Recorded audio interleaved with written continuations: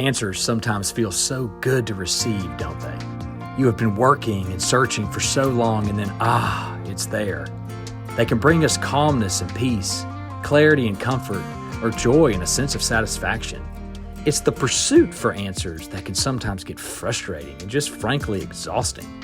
Well, the Toddcast is a place that maybe you can glean some nuggets of perspective that can easily apply to you in your position here at Joe Bullard, your home life, your marriage, your relationship with your child, or just somewhere in your everyday life.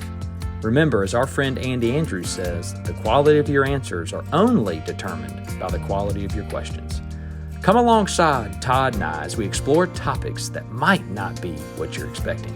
Let's get started. Welcome to the Toddcast. We are back and excited, and I say I'm excited. I think Todd's excited. No, You excited? I'm totally jacked about this. You assume people are excited. It is in the morning. Not that you need to know when we're filming this, but it is morning time. It is morning time. And I'm excited to be back. And as we were talking before we got started and before we started filming, this is such a blessing and a gift that we have you to come alongside our company and to speak into our people's lives. Well, and to listen to our people. Yeah. Right. That's such a gift just to have just an ear to listen. And so thank you for doing what you do. Well, and I thank you for letting me do it. So, I guess there's a lot of companies that don't allow it or that don't have a vision for it. It is amazing because we talk about new companies because we do talk about growing coastal chaplaincy, and because it's a mission field. This is a part of spreading the gospel just through businesses, as we always said. Right. Meet them where their paycheck is. Yeah, exactly. They may not come to church, but they're going to come get their paycheck. They're going to come to work.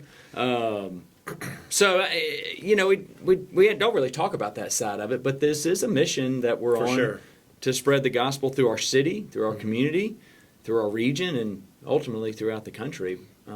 Right, and to impact lives for good. There's so much negative in our culture that we're bombarded by it, and there's so many stresses in life, whether it's from kids or spouses or family matters or customers you're dealing with. There's constant stressors.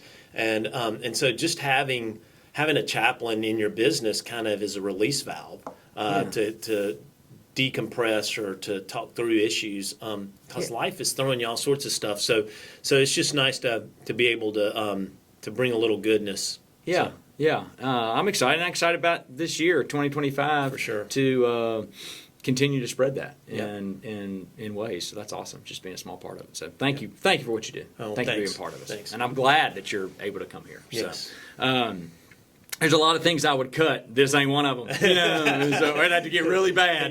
But anyway, I don't think that would ever be an option. But here's my thought today. Here's a question, and I ask this question because no matter where you are, whether it's in our organization, in life, what role you play, I think this is something that does come up from time to time, and I've been going through this personally a little bit, but I think there's we have people that also I know experience this because they make different decisions and they take different paths. So here's my question, Todd. You always hear like, I want to do the will of God, or I want to follow His will, and then I probably say under my breath, as long as I'm cool with it too, But like, there are times where we feel, or we sense a feeling that I need to step in another direction. I need to go do something else. I need to go explore this, or the Lord has something more for me, or when you go through this process, or you feel like you go through this process, or maybe you try and you don't necessarily, how do you really discern that? How do you really walk through, let's use this for example. You feel like the Lord's calling you in a different career, a different, we can just use career. Okay. But a big shift, a big decision. Yeah. How do you really know that it's God's will and not just you really want to do it underneath and you kind of mask it with that? Okay, so first I want to start by a disclaimer, and then I'm going to give you some like 2 or 3 ways that you can begin to discern that. The first is sometimes I really believe that God's answer is either one is fine, right? my will is big enough that either one of these decisions that you're making to stay or to go falls within my will.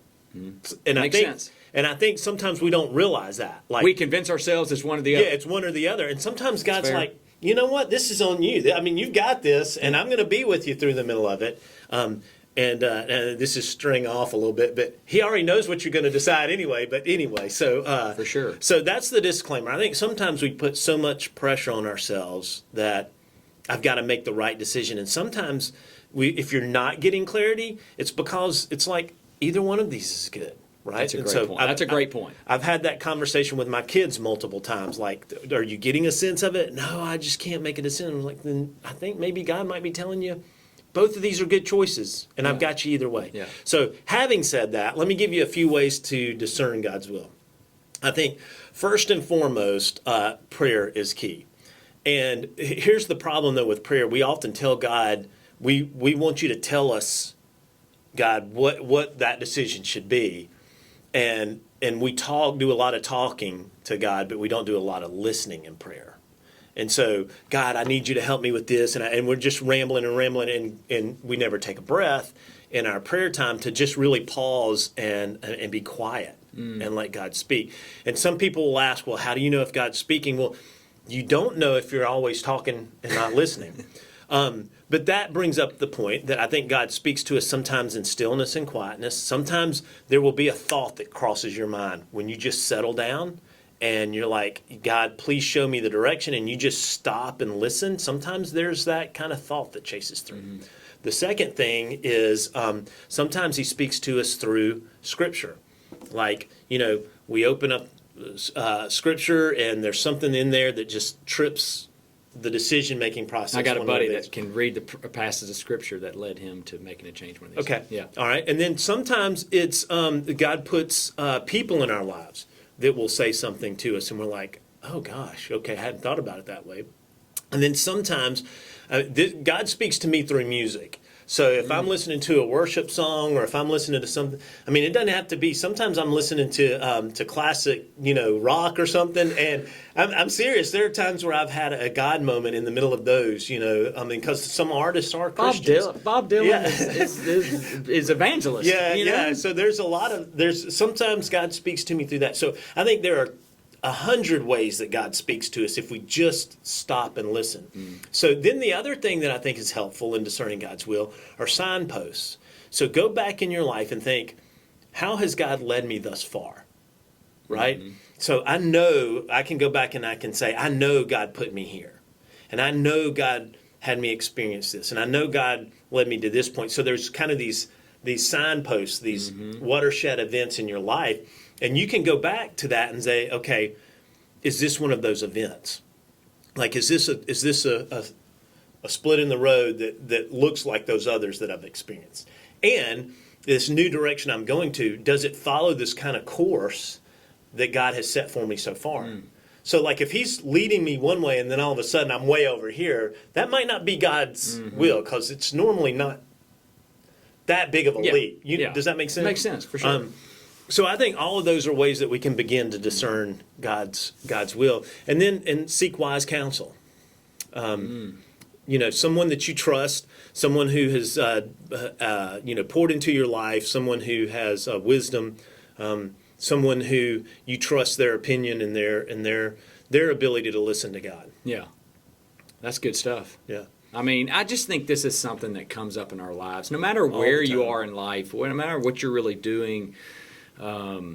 I just think it's something it's very relevant. And right. We all go through these times where we sense, kind of to your first point being great, like either direction's within my will. Yeah, right. You're still in the playground. Yeah, exactly. You're still in the pasture. Yeah, it's okay. You're just roaming over here. So right. I think that was such a great way to kind of start off and make sure that you look through that lens as well. Right. Because a lot of times, let's face it, I always tell myself, like, I'm going to need to see that on a billboard. Right, that's not how he generally we shows want the you. burning bush. We're like, God, explode this bush and speak to me through it like that. But that's not how it works. It'd be really cool. Yeah, but it'd be great. It'd be a great. That's story. generally not what you hear Right. or kind of what you see. So I don't know. That was just something that I think, no matter where people are, I think there's value there, and those are certainly helpful ways to process that discerning process. So that makes a lot of sense. Thank you so much for sharing. Yeah. And like, this is what this is about. It's just about, helping ourselves continue to refine our relationship with Jesus and our daily personal walk, because we're all on a journey. That's exactly right. There's going to be different steps and different paths. So, and I'd go so far as to say sometimes we make the wrong decision and it's clear. Yeah. And I think God's got grace in that too. Thank you for being here, Todd. Yeah. Thank you for what you Thanks. do. Guys, thank you all for paying attention and listening. I say paying attention. I hope you pay attention, but thank you for tuning in. Until next time, be blessed.